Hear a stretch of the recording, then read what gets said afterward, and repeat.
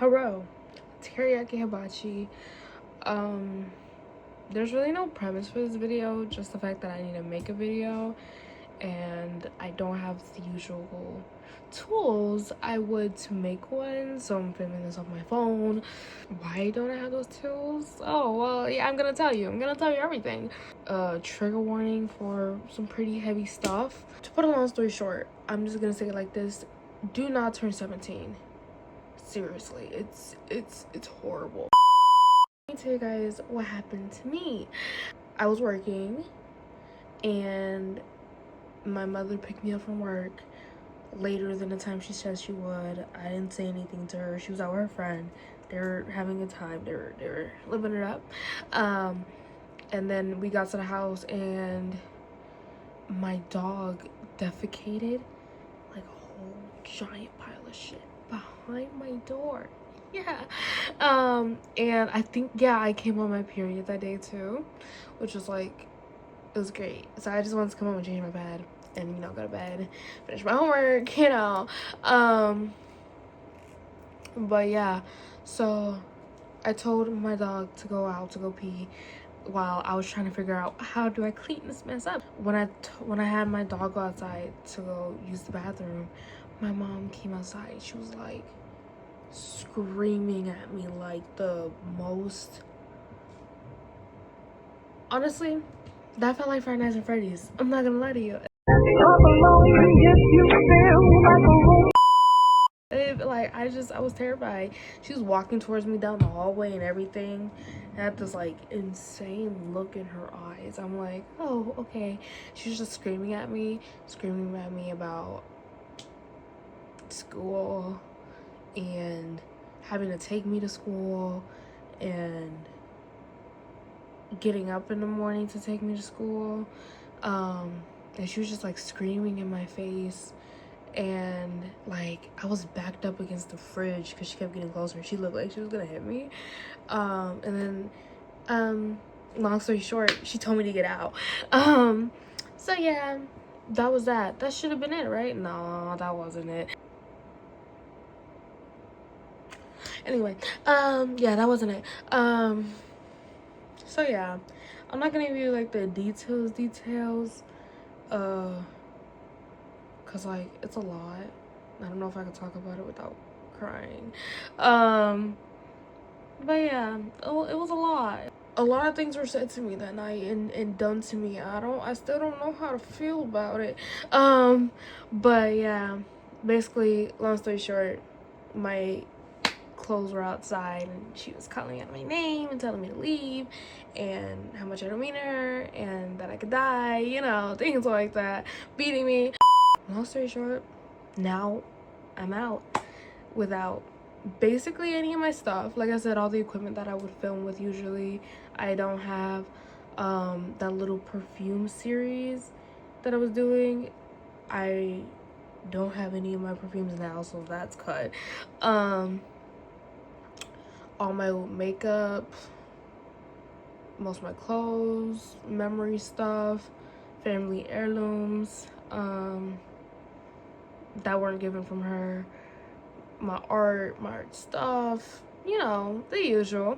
Yeah, I also had to transfer schools in like the end of the year. This is my junior year too, and I'm like, oh, okay, cute, whatever. It's been a lot. It's really been a lot. I like, especially because my ability to create now is like very limited because I don't have anything. I feel like I don't have many outlets, so I just kind of thought like, you know, why not?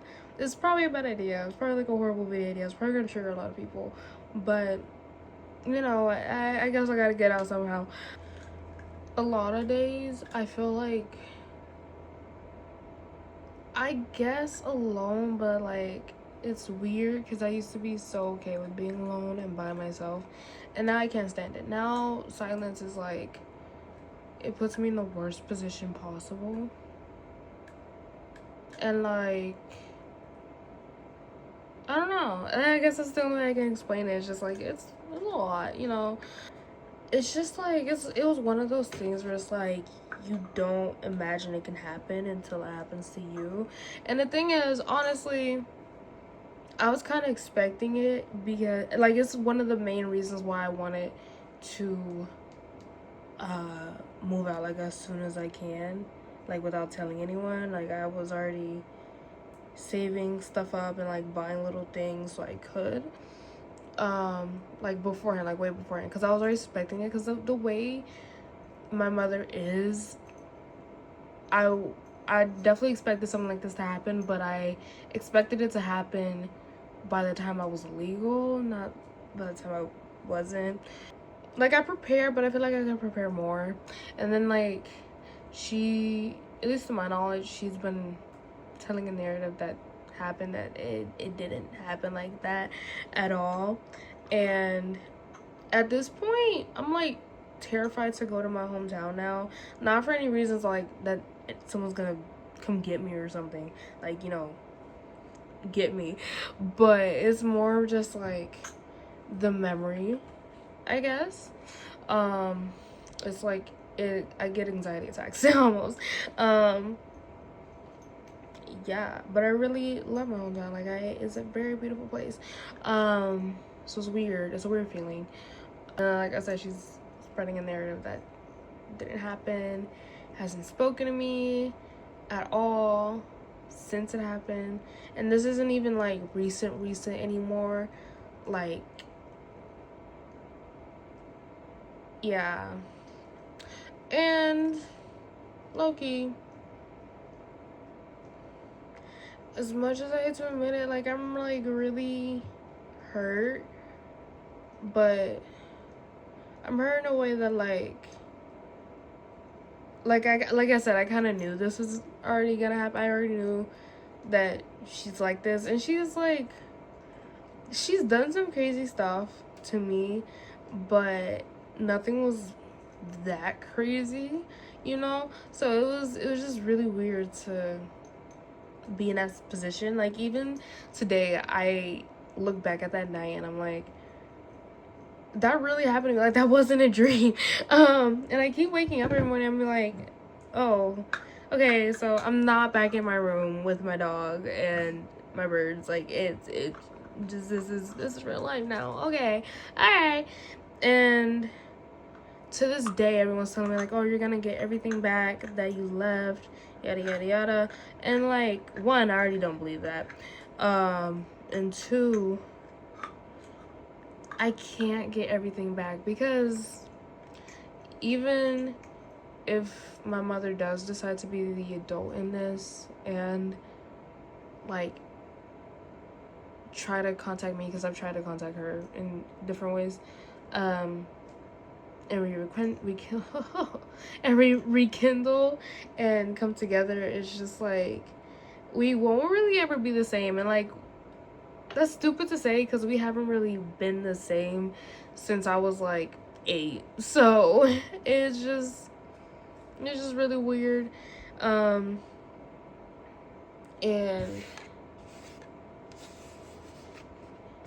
it sucks even more because I feel like we were just doing like so okay. Like I genuinely thought we were fine, because me and her have never had like a good relationship.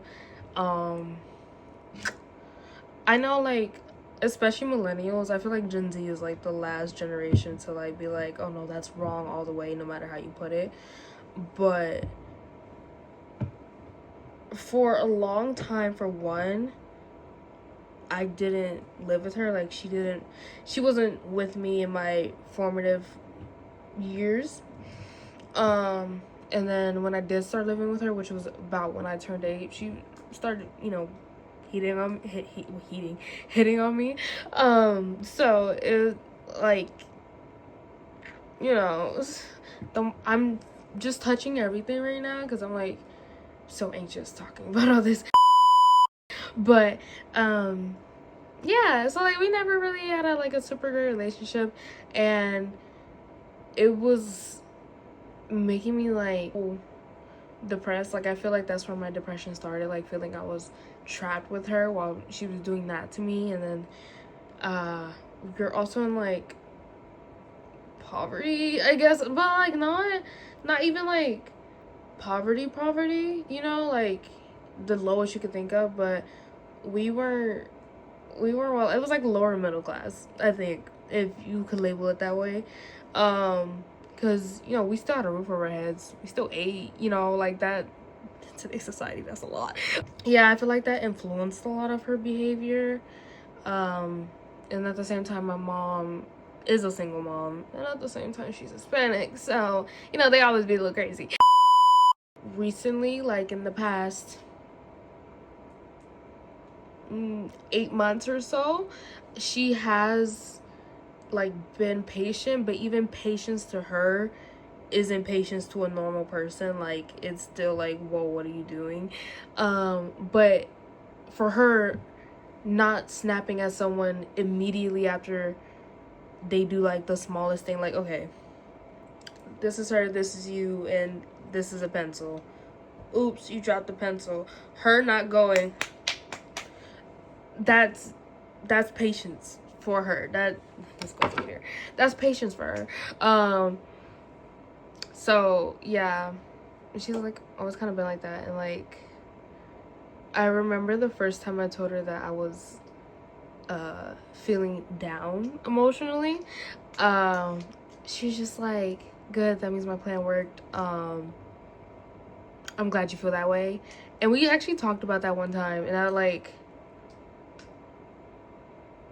that was when we had like this actual pretty deep talk. But like, she asked me like, why did I feel like, you know, she didn't like me, and I wanted to tell her because like I had so many reasons in my head, but I just kind of sat there. I just like just there, you know. I think she only asked me that because she caught me writing, because that's when I was in therapy, and she caught me writing, and I was crying because my therapist told me to write a letter to both my parents, but like I didn't actually have to send it to them. She came in my room, and then like I told her I was writing. She was like, what about like something for therapy? And then it ended up going into that conversation. When I was like 9, I think, she said the thing to me about like, oh, I'm glad you feel that way. I just like never bothered to tell her about my mental health again, like, because what 9-year-old wants to hear that? That's crazy. So yeah, she definitely has a habit of like, even after this situation with me no longer living with her, it's just, I guess, I hate to put this label on it, but I guess like gaslighting, and like she definitely has a way of victimizing herself in situations, like even in situations that has nothing to do with her. She'll like still find a way to not make herself, I guess, but you know, have the center be her, or how her feelings are hurt, you know. Like, let's say you are like her boss or something, and you lost your keys, and then like, I can't find anything that's like emotionally pulling, but let's pretend you lost your keys and you're so distraught about it, and all of a sudden she'll be distraught about it. Like, she'll empathize with you, is that the right term?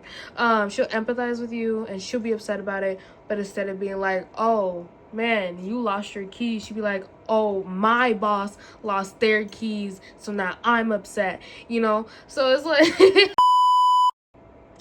it sucks to say, but I really miss her a lot, and I don't even know why, because I know she's not good for me. I've known she wasn't good for me for probably like give or take 5 years now. Like, at first I thought it was normal. Like, I thought a lot of stuff she did was normal, and that's why I feel like I'm leaving a bunch of stuff out on purpose, because I don't want to say it and then more people tell me like, oh, that's not normal, we need to call somebody. I don't want to get told that. So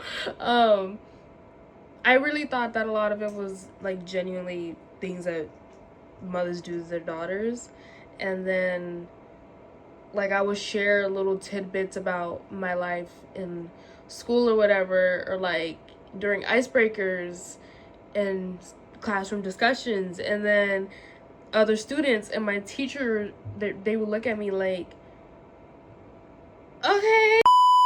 That's kind of when I realized, and then it just slowly opened my eyes. And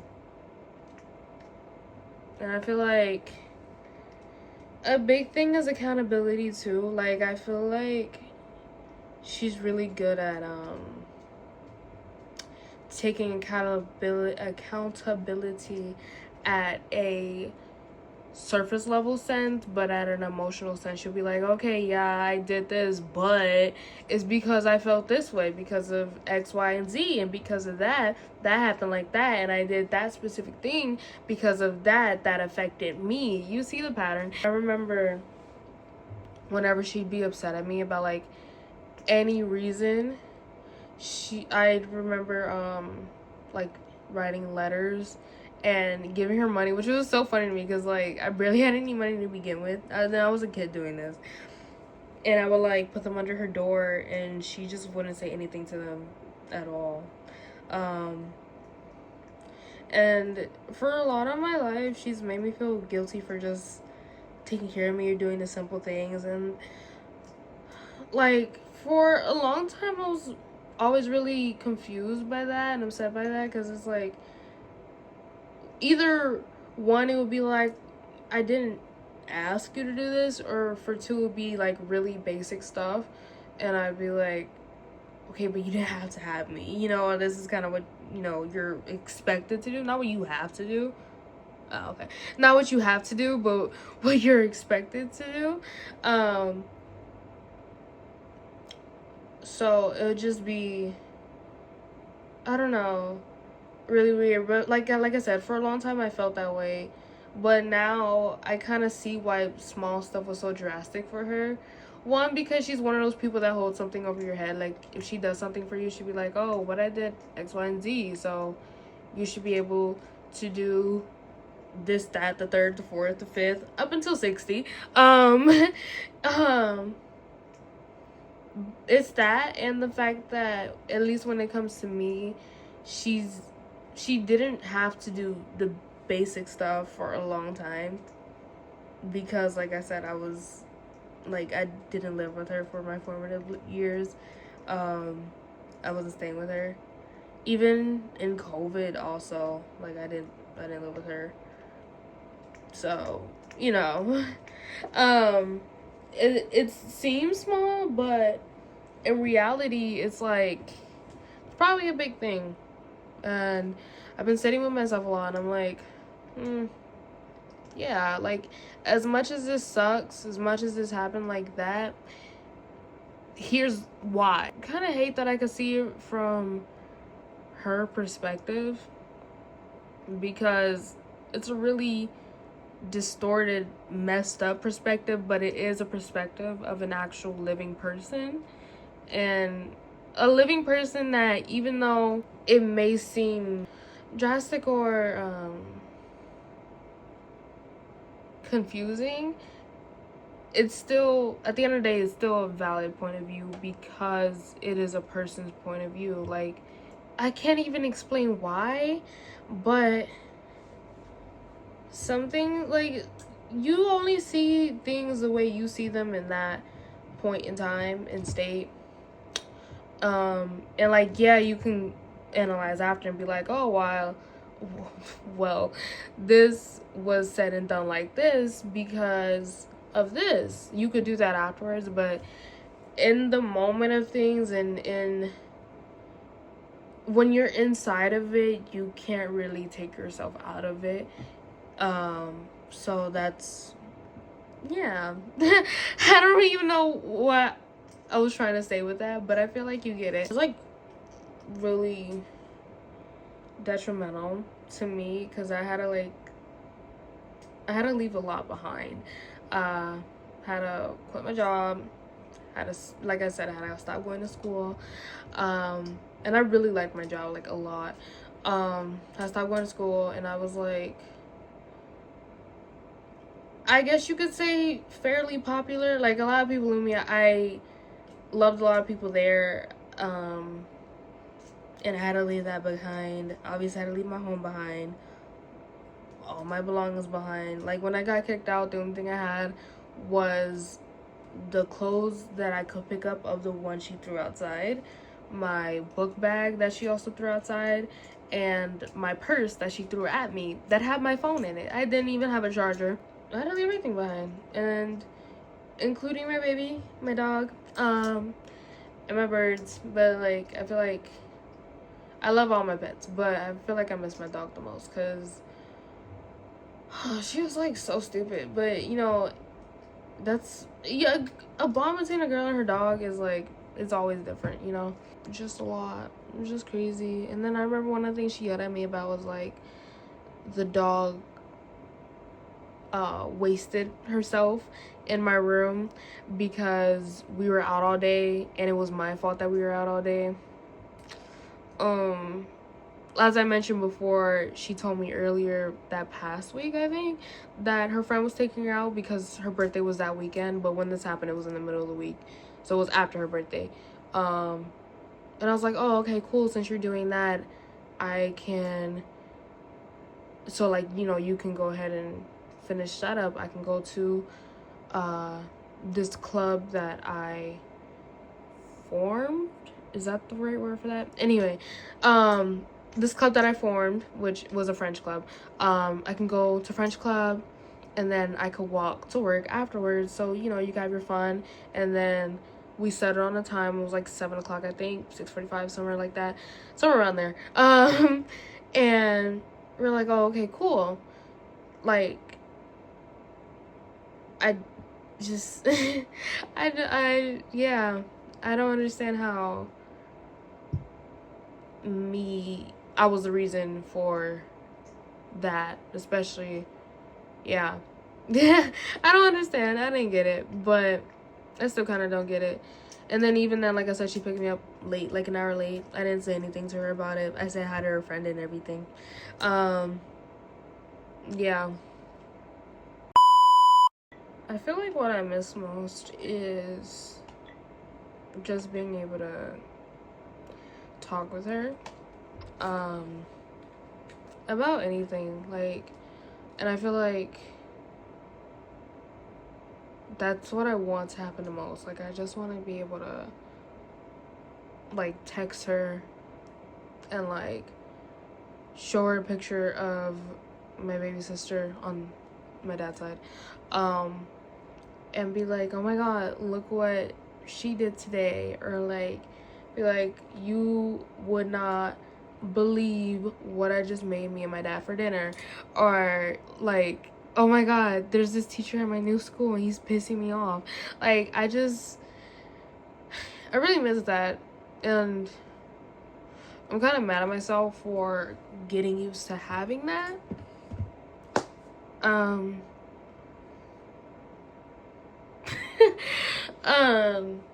Because like I said, we were just doing fine, and it was like the first time in a long time I genuinely felt supported by my mother.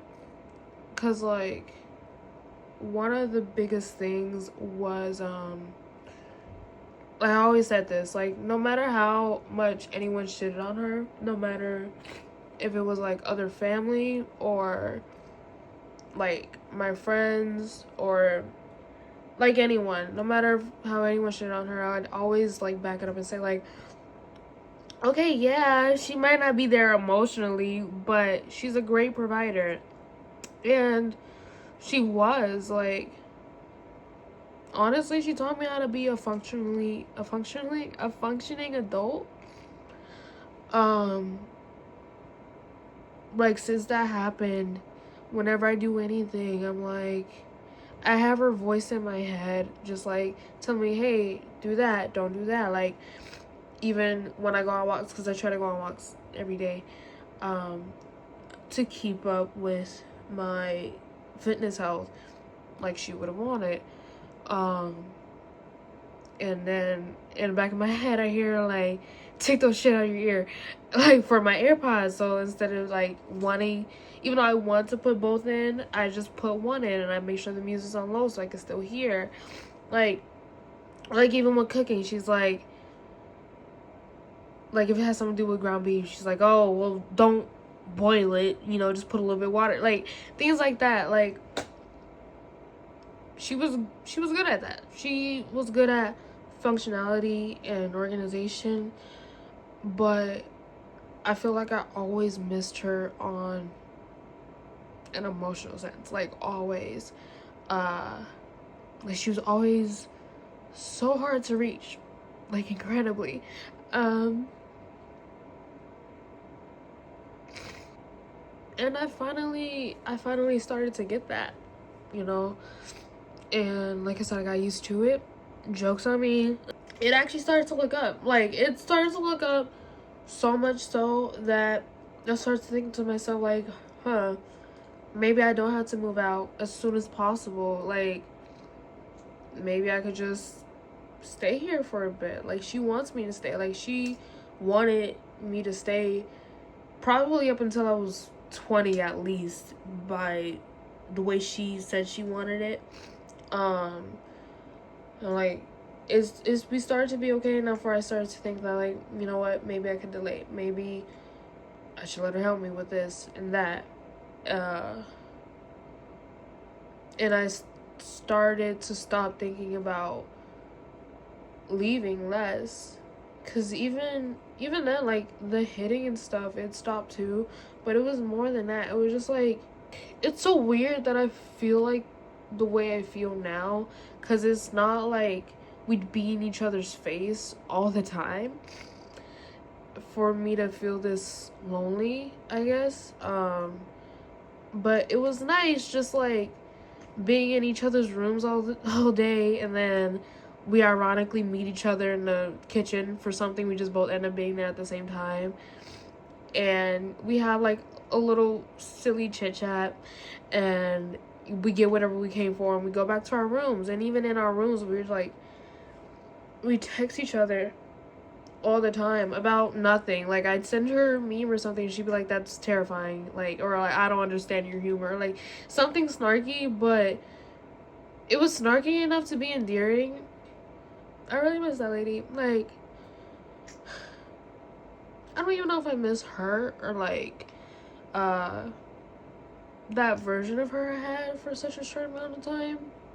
And then it's like, out of nowhere, I came home and everything changed. Like, there was not even a big fight or conflict. I've never fought with my mother or like try to hit her or even argued with her. Like, I don't talk back at all. Whenever she yells, she just yells. So it was just like really weird that it was like so out of nowhere. And literally that same day, we were so fine that morning. Like, she let me sit in the front seat. She let me pick the music. We were like laughing the whole way. She was like, okay, I'll see you later. Like, she was having such a good day, and I came home and it's like everything was on 10 all of a sudden. I was just so confused, and I still kind of am. Part of me wants to go like, oh, this doesn't feel fair, and it's not fair, but life isn't fair. Wake up, grow up. Things happen, and I feel like I've had way worse happen to me, but this feels like everything. It feels like, and I know it's for my own good. Like, I've been thinking about it, and I've been thinking about, like, if I ever do get to talk to her again, what I'd say to her, and I would thank her, because I've learned to do so much, like, and I finally have the opportunity to do so much, like little stuff, even as far as like cooking whenever I want to, or being in the fridge or anything. Like, I finally get to, I would thank her, and I would tell her to thank herself, because she was always like, why does it always have to be me that like you come to, that you want to talk to? Like, you have other family, you could talk to them. Well, like, now you have that. Now I don't have to talk to you, I guess. So now I have to talk to the rest of my family because, you know, you're not here. Um,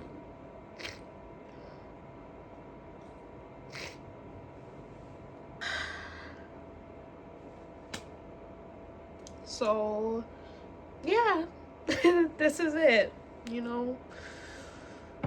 I gotta learn how to adjust. I am learning how to adjust. I know how to adjust. I'm adjusted by now. I just, my mind wanders a lot. And I wish I could talk to her. And I wish I could tell her this, but she's just not the person to talk to, you know? And it's not her fault. She's just not that person, you know? You can't really have a conversation with her. It's just like, it's always her way or the highway every single time. Nothing can ever be different, ever. And now it's so different. It's so different. It's incredibly different.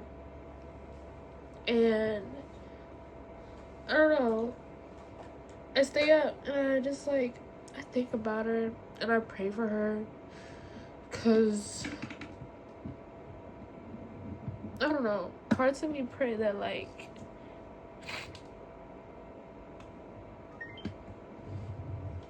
parts of me pray that she doesn't like feel the way I feel. Like a part of me wants her to because I want her to miss me, but I also don't want her to miss me because like this is like horrible. This is horrible shit. It's just I can't. I love her so much, but I can't be with her anymore. It's like it's not good for either of us. It seems that either I always make her angry or she always makes me sad, and I'm sad for a lot of things. I'm just a sad girl. But she was like the main source of it.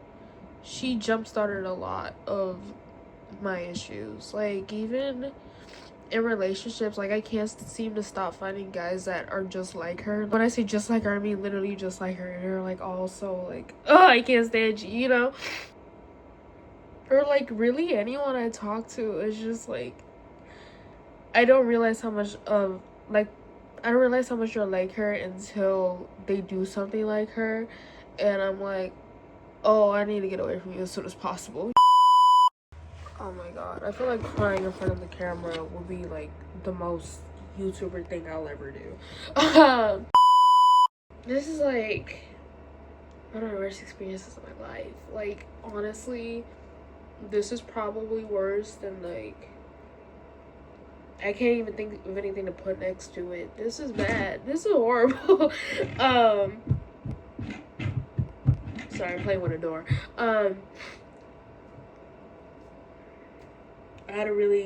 I don't know what else to say with that. It's just been a lot, like a lot. Like I mentioned, I used to go to therapy. First of all, I started going to therapy because my mother would frequently get into car accidents with me because she used to be like a very big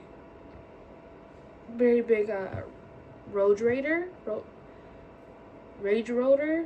yeah, a rageful driver. So yeah, in order to get like money or something on a case, we started going to therapy, and I really miss my therapist. But I stopped because one day we went to the doctor and they asked like a questionnaire like, oh, do you smoke, do you drink, what's your sexuality? And one, they asked me if I wanted her in the room with me. I didn't, but I knew if I said no, then you know she'd be on my ass about it. So I just said like whatever she wants to do, and she just like stayed on her phone the whole time. Just she didn't say anything, and I'm like, oh, okay, I guess. So when the question came about sexuality, I'm like, I don't care, can we move on? And then she was like, oh, okay.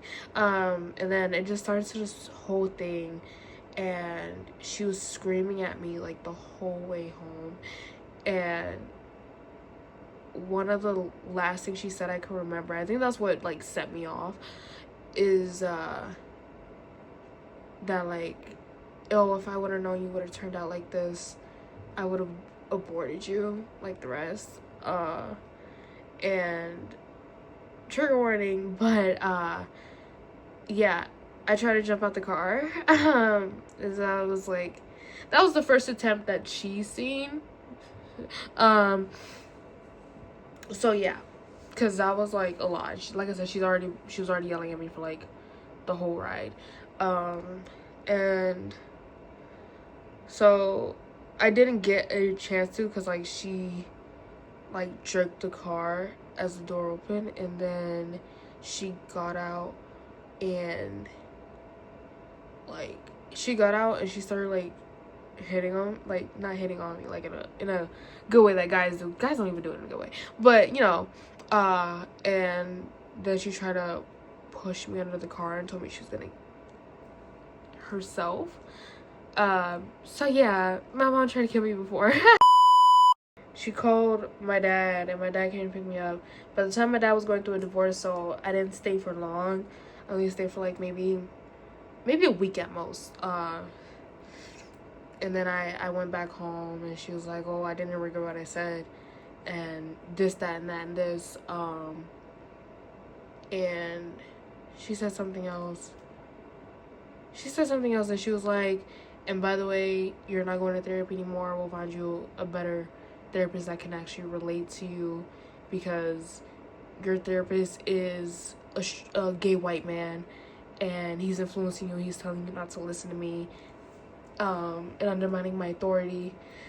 The only thing my therapist did that she didn't like was he told me that like, if when you turn 17, if you want, because I wasn't 17, it was like, when you turn 17, you know, you can legally start therapy on your own, like you don't need parent permission. And she heard that, and she did not like that at all.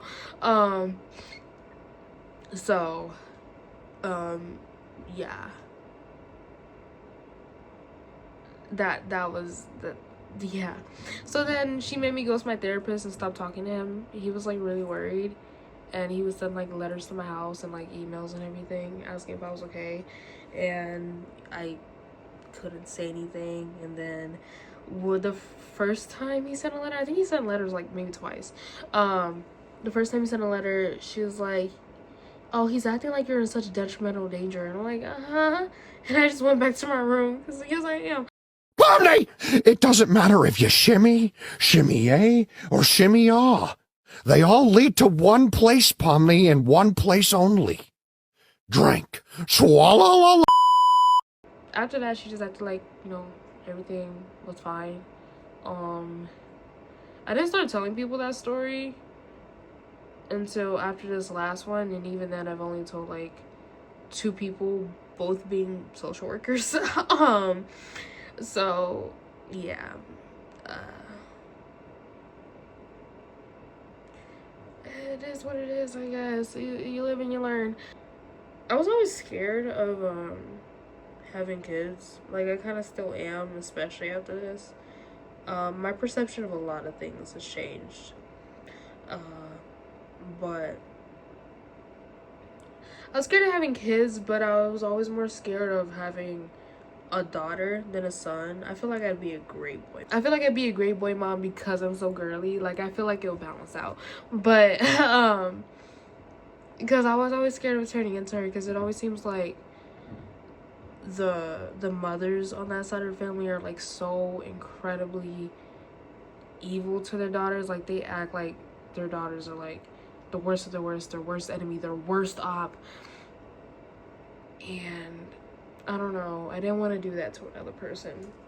I didn't want to, you know, they talk about generational curses. I feel like that is one of the most prominent ones. Another big one would be the woman in my family being like incredibly treacherous and kind of hoey for most of their life, and then once they like feel like they're starting to reach the end, they cling on to God, and like become super religious out of nowhere.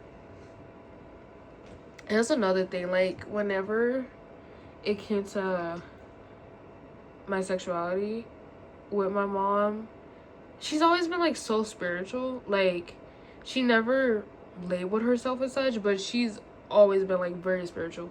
I feel like that's kind of where I started, like just watching her. But whenever the topic became not even my sexuality but sexuality in general, she became the most religious person you'll ever meet. It's just like, even that,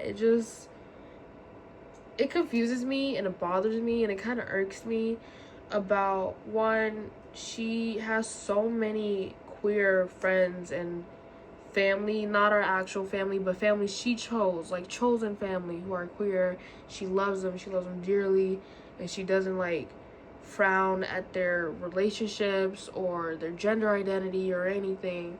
She loves them unconditionally. That's number one. And number two, at least from what I've seen, she does things with her friends that aren't exactly like straight.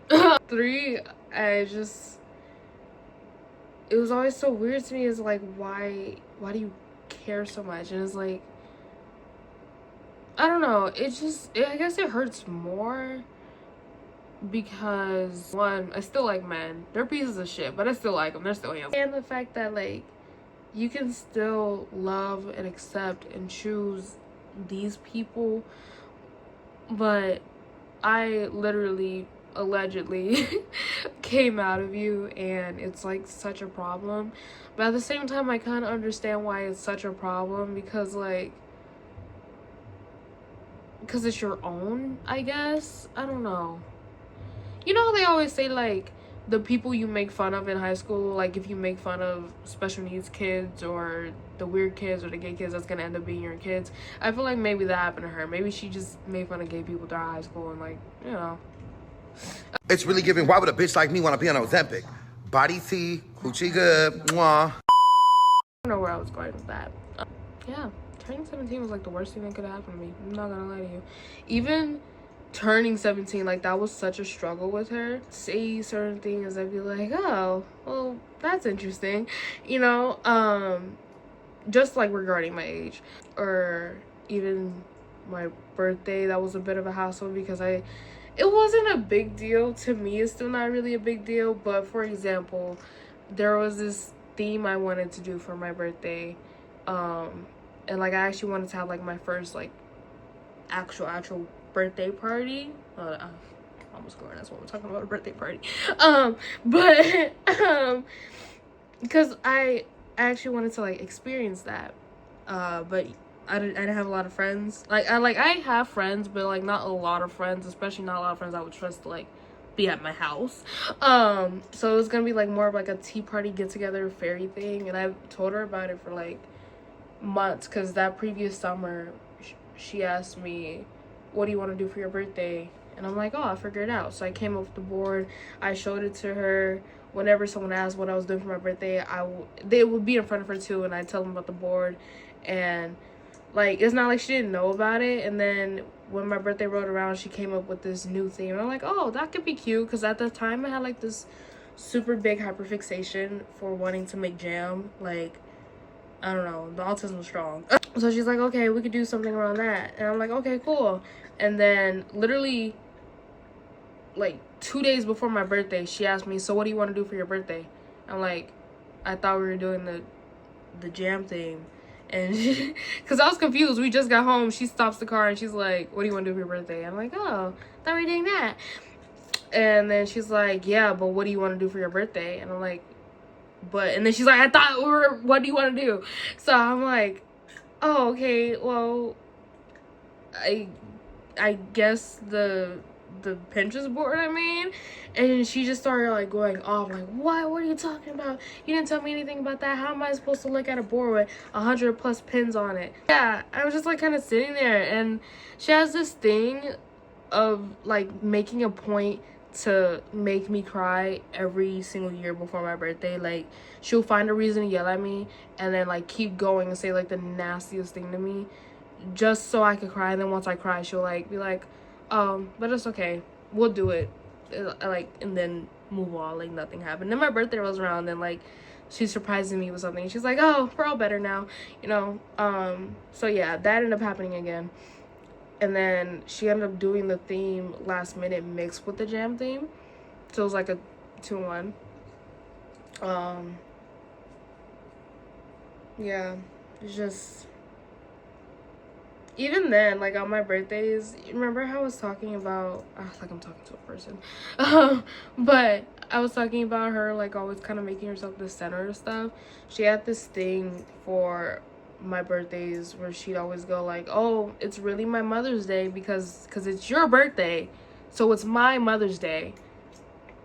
It's my Mother's Day. You know, I always do that, and like I get it, but it always made me feel weird. And then when I was younger, like whenever we'd go places, I've obviously like dressed up to go places, and she'd be like, oh well, you're gonna outshine the person who this is for, like heaven forbid it's like her birthday or something. She'd be like, why are you dressed like that? Like, go change. You're always in there trying to look good or better than everyone else, you know. And at the time, that's when I really like started to like, get into makeup. Like I really love makeup. It's like such an art thing for me. Yeah. And after a while, I just like, I got the message and I stopped like dressing up to go places, like dressing up or like dolling myself up. It got to a point where she had to tell me like, hey, like look nice, you know. And like even recently, like I said, how we were doing good, it was her birthday and I was just gonna do my makeup really light, and I was gonna wear this outfit that I wear like literally all the time. And then she's like, why are you dressed like that? Like, dress nice. I'm like, what do you mean? And then she went in my closet and she started like picking out my clothes, and she's like, why do you still have all this stuff? I'm like, I don't know, because I still have it. And she's like, okay, well, if stuff don't fit or if you don't like it, you need to tell me, or like throw it away or put it in a bag or something so we can give it away. You know, we'll get you nicer clothes. I'm like, what? Me? Shut my bitch ass up.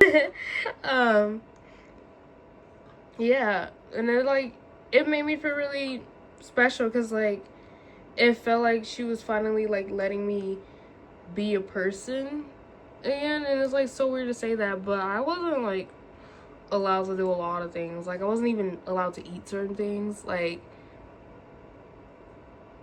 not because like any allergy stuff or anything, but I'm trying to think of the most popular snack you can think of. I probably wasn't allowed to eat it. So yeah, that's me. Like I said, I wasn't allowed to do it. It was like it was strict, but at the same time it wasn't. It's like really weird to describe. I was only allowed to go places under her discretion, and even then 99% of the time she would have to be there with me, which I guess is fine. But it just, I don't know. I'd always go places with her, like in adult settings with her. And then yeah, it was just a lot. I wasn't really allowed to live. I wasn't really allowed to be a person at all. It's just always like that. I don't really know how else to say it or justify it. But yeah. And I feel like that's maybe another reason why I feel so, again, lonely.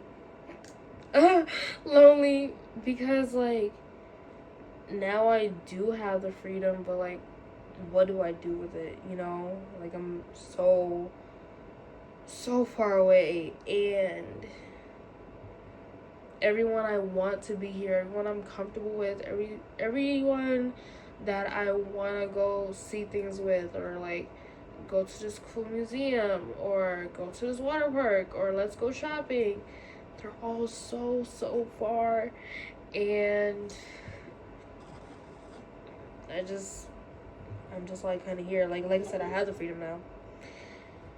I can do whatever I want, but I don't want to do whatever I want, you know? It's like, what do I do with myself?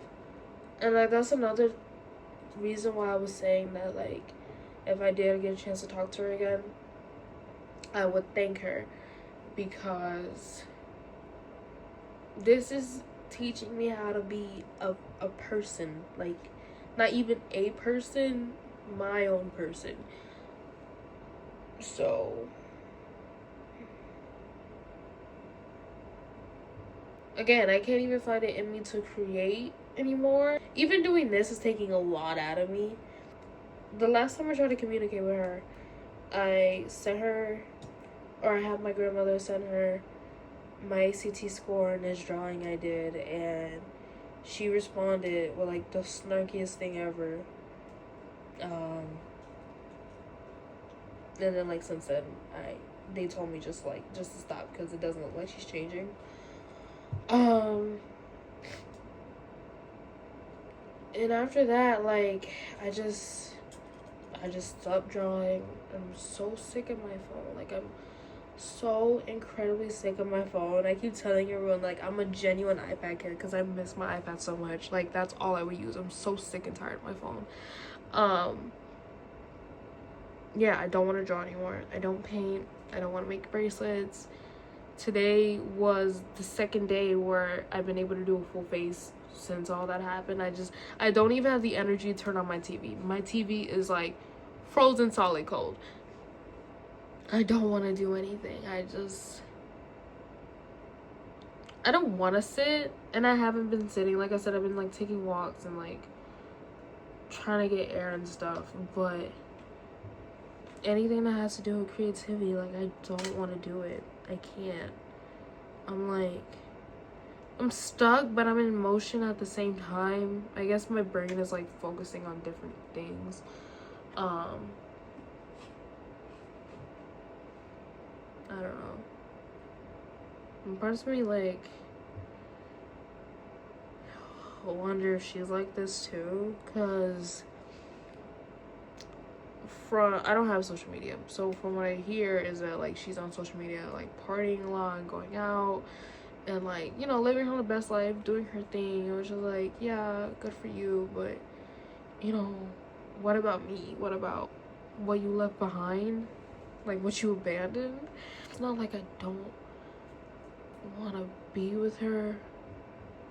Like I know what needs to be done, but even okay, because after she kicked me out, like a week later, she told me that she threw all my stuff out because I wanted to come get my stuff, and she called me. She told me like, oh, I threw all your stuff out, this, that, and that, and this, and then like at the end of it, she told me to come home, and I asked her like if I could have a few more days until after my ACT, and she said no, and that if I didn't come home, then she'd basically come re-kidnap me from my school, so that way she wouldn't have to like go through anybody. So yeah, then at that point, it's just, you know, now the government won't let me live with her. It's the fact that I was going to go back. It's just I needed to focus. I needed time, and she didn't give me time.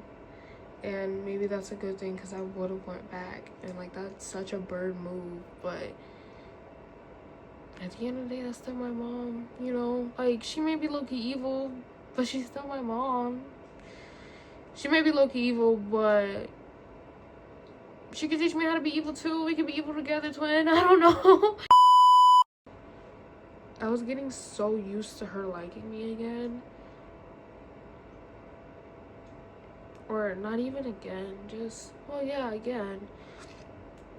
Because in my adolescent brain as like a toddler and a kid, like even through her meanness, I was like, I idealized her so much, and I just took it as her trying to parent me correctly, you know?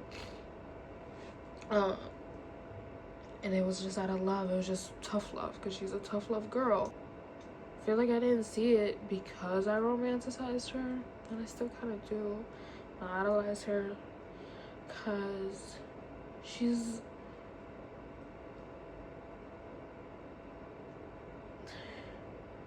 I always hated how she was so bright for everyone else, like so bright, like such a fun person, such a lovely person, such a shoulder, like such a broad shoulder to cry on. And then she came home and it got down to me, and she was always too burnt out to shine for me anymore. So,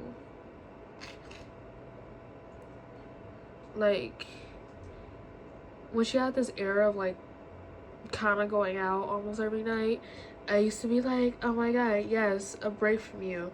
And like that era lasted a while, but like obviously I wouldn't say that to her like, oh please go, but you know, it gave me the time to like relax and breathe and like take a nap. And now I'm so exhausted because all I can do is relax, sit down, take a nap. It's feels like that's all there is. Like I said, I just miss her, and I don't even really miss us going out all the time. I hated going out all the time so much. I just miss, like I said, the intimacy of like knowing she's down the hall, and I need to get over that. Like I need to get used to it. Like even if we did somehow get better and I ended up like living with her, we're all magical rainbow, she's gonna die one day. So I guess it needed to happen sooner or later, in my case sooner. But it's just that intimacy of knowing she's around. And like I've been going through my camera roll, finding goofy videos of her when we were starting to do good, and like screenshots of her text messages. And I like so desperately want to text her and send her those, or like send her lyrics to songs, and I can't, because if I do, like I'm so scared to talk to her, because I know if I talk to her she'll start back with the, oh this is all your fault, or you let this happen, or this, that, and the third, because that's what she was doing after she kicked me out. It's even still in that, she was like, oh well, it's still your fault I did this, and this happened to me, and that was also your fault, and like that. Like I want us to talk, but I want us to talk like normal people, you know.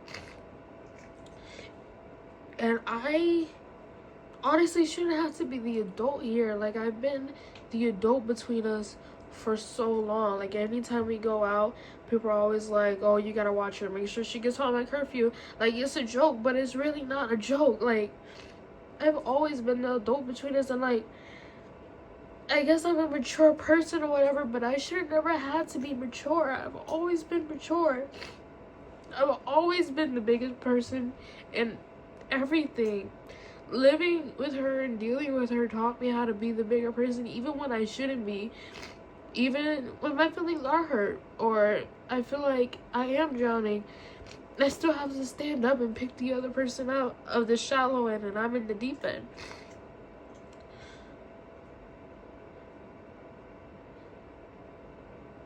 I'm so tired of like being the adult, and everyone's looking at me. They're like, cause I'm the oldest everything. I'm the golden child. Oh, sure, whatever. Get me out of here. I'm so tired. Like I'm so desperately tired. Like put me in a coffin, nail it right now. I just can't do it right now. I don't want to. I feel like I deserve to rest. I feel like it's weird because I was just saying like all I have is a break, but I need like a genuine break. Like I just need peace, and I need peace, and I want to rekindle with her, but it's just so hard. She makes it so hard. And like I said, everyone's like, well you try to reach out multiple times now, so just stop, let her come to you. But she's petty. She's not gonna do that. I don't even know why she's like this, or like why she's like this to me specifically. Like why only me, you know? Everything that night, it was like how do you treat a girl off the street if she like stepped on your Louboutins or something, you know? So, because like I said, it's like, why would you do this to me? To me? And we were just okay. Like, just okay. Everything was so fun. It was so perfect. All I wanted to do was come home. This is my last summer, and I'm sitting here in front of a camera crying. What is my life? I could have been in Georgia right now doing that, working. I don't know. I guess I'm missing something I never truly had. Probably like fake, you know. Yeah. Don't turn 17.